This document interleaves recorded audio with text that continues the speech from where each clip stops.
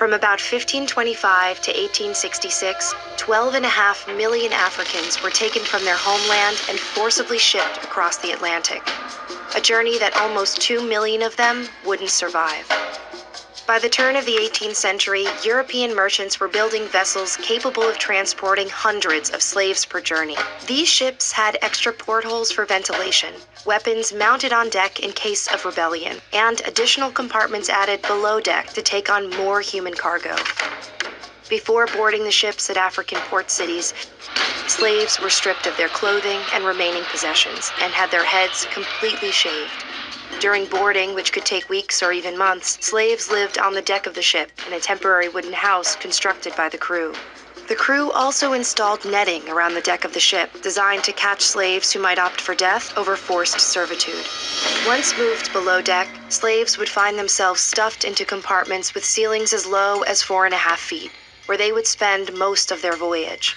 They were segregated by gender and age. Adult men were kept separately and shackled in pairs. Women usually left unbound in their designated compartment, and children often free to move about the ship. There was no plumbing of any kind. Slaves were forced to relieve themselves where they sat, creating hellish conditions when combined with the heat and lack of ventilation below deck. Disease was rampant. Measles, smallpox, influenza, scurvy, and dysentery, the #1 killer, ravaged slaves and crew members alike. The slaves generally spent about 8 hours a day above deck, but were still separated by gender with a barricado, a reinforced wall that could be used to protect crew members in case of a revolt. Slaves were also subject to forced exercise, sometimes including dance and song for the entertainment of the crew. Disobedient slaves were tortured and beaten, usually whipped with the especially cruel cat-o'-nine-tails, a tool designed to inflict maximum pain. Slaves who refused to eat their typical meal of rice and beans were forced to do so, sometimes with the speculum oris, a medieval tool used to pry open unwilling mouths.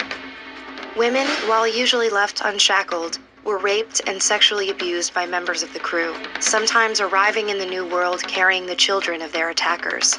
But it was the women, using their minuscule freedoms, who would often coordinate mutinies against their captors. But these rebellions were rarely successful. The true extent of the horrors of the Middle Passage came to light in a 1783 court trial over the slave ship Zong. The Zong left Africa in 1781, with 442 enslaved on board. After a 2-month journey riddled with navigation errors, 62 slaves and 7 crew members had perished without reaching their destination. Disease was spreading throughout the ship, and fresh water was running dangerously low. Captain Luke Collingwood was afraid of the financial cost of more deaths. Slaves that died of disease were not covered by the ship's insurance, but slaves who drowned were. Some 133 slaves were thrown overboard. Collingwood claimed it was necessary to do so to halt the spread of disease. At the trial between the Zong's owners and their insurance company, the owners argued that because it was legal to kill sick animals for the health of a ship, it was legal to treat infected slaves the same. The court agreed, but the trial itself exposed the horrors aboard the Zong.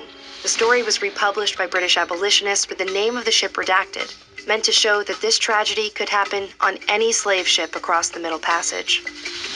24 years after the Zong trial, the slave trade was outlawed in both Great Britain and the United States. It would take England another 26 years, and the US another 58, plus a civil war, before the practice of slavery was banned outright.